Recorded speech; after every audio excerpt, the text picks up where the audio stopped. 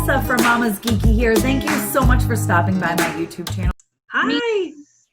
Hi, Tessa. Hi, guys. Thank you for being here. Yeah, thank you. Daddy's geeky too. Yes. Woohoo. My first question for both of you, I want to know what attracted you guys to the role of SpongeBob.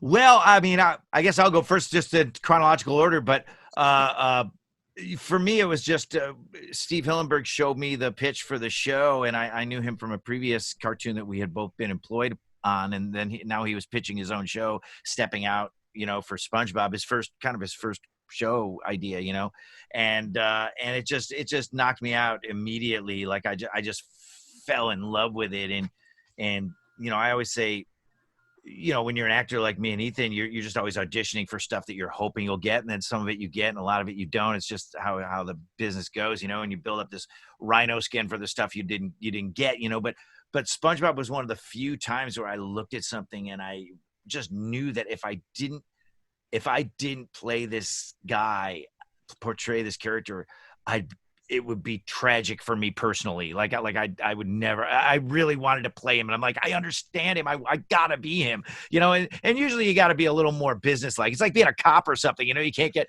totally involved in all the cases, you know what I mean? Or you'll lose your mind.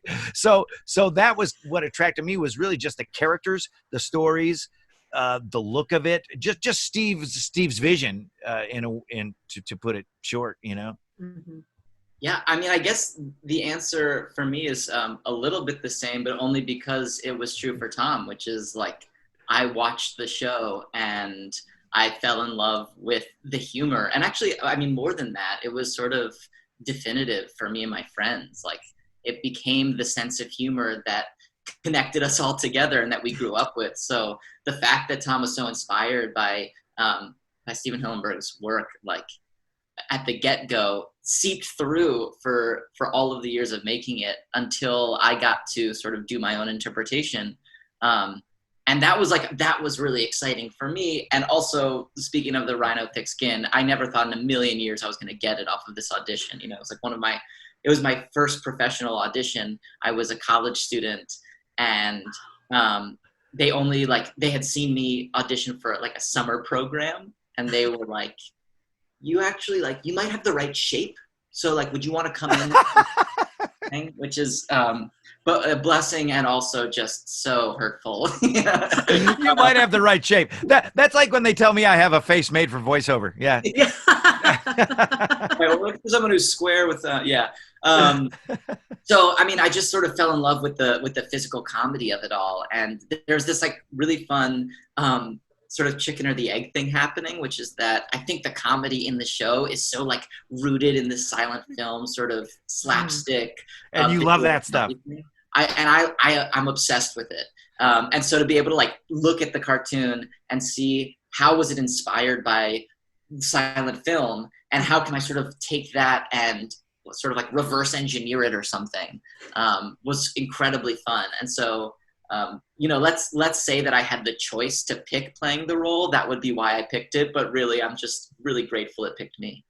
But it's interesting you mentioned that, Ethan. Like, I know about your love for like silent comedy and old film comedy and stuff like that, just like the bedrock of everything, which a lot of people, even my age, don't know about, let alone your age, and I think, knowing Steve like I did, and his guys like I do, that was a big part of them too. So I'm, now I'm seeing that love of that stuff is kind of like the through line through Steve getting this idea and drawing it in a notebook, and to the pitch, to the series, to the Broadway show, to Ethan, and it's that's kind of amazing. It's really all about those roots. It's like comedy blues.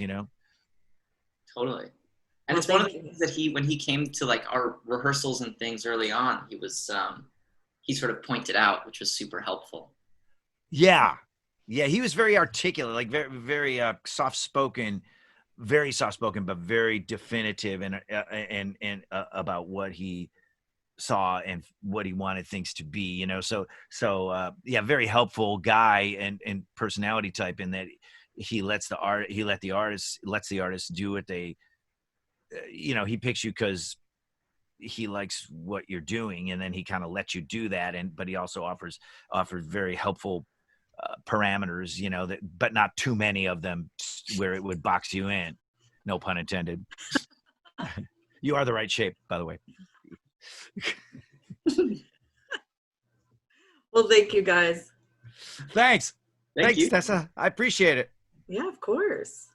Right. Well, I'm back. Hi, guys. Okay, I'll be quick. Yeah. I want to know, Ethan, were you intimidated at all to like take on the role of SpongeBob? He's so iconic and amazing, thanks to Tom.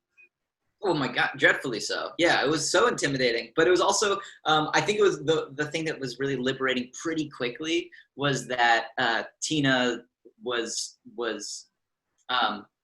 quick to say, like, it's got to be Ethan's version of SpongeBob. Don't do an impression of Tom, because you're never going to be Tom's SpongeBob. You're never going to be the cartoon SpongeBob. What you want to do is, like, make it part of you, and, like, just when you talk, you're talking, and it's you. And so putting my own interpretation on it was, like, really freeing, and also I think made it feel more truthful and honest and real.